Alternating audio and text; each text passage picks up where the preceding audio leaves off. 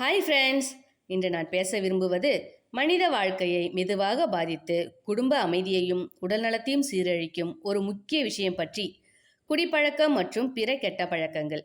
ஒரு கெட்ட பழக்கம் ஆரம்பத்தில் சாதாரணமாக தோன்றலாம். சிறிது நேர சந்தோஷம், மன அழுத்தம் குறைக்க அல்லது நண்பர்களுடன் பழக்கம் என்று பல காரணங்களால் அது தொடங்கலாம். ஆனால் காலப்போக்கில் அது மெதுவாக வாழ்க்கையை சிதைக்கும் விஷமாக மாறிவிடுகிறது. முதலில் உடல் நலத்தில் அதன் பாதிப்பு தெரியும்.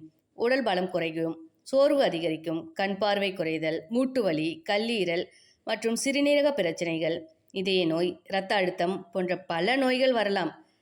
சில நேரங்களில் மருத்துவமனை, டயாலிசிஸ், நீண்டகால சிகிச்சை போன்ற நிலைக்கும் கொண்டு செல்லும்.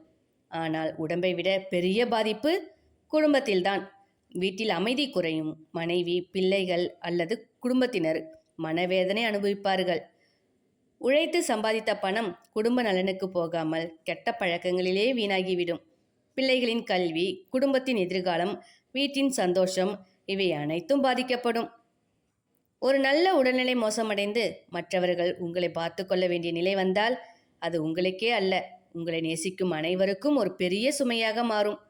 அவர்கள் மனதில் ஒரு வேதனையை மிக அதிகம்.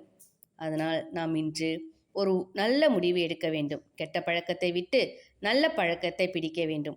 நல்ல உணவு, சரியான தூக்கம், தினசரி நடைப்பயிற்சி, உடற்பயிற்சி, நல்ல சிந்தனை, நல்ல நண்பர்கள், குடும்பத்துடன் நேரம் செலவிடுதல் இவை அனைத்தும் ஒரு நல்ல வாழ்க்கைக்கு அடித்தளம். வாழ்க்கை என்பது நமக்கு கிடைத்த மிகப்பெரிய பரிசு.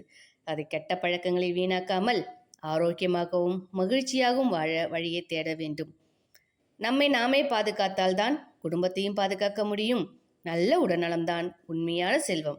கெட்ட பழக்கத்தை தவிர்த்து நல்ல வாழ்க்கையை தேர்வு செய்து நீண்ட நாள் சந்தோஷமாக வாழ்வோம். இது போன்ற தகவல்களை பெற குருலட்சுமி சேனலை சப்ஸ்கிரைப் பண்ணுங்க.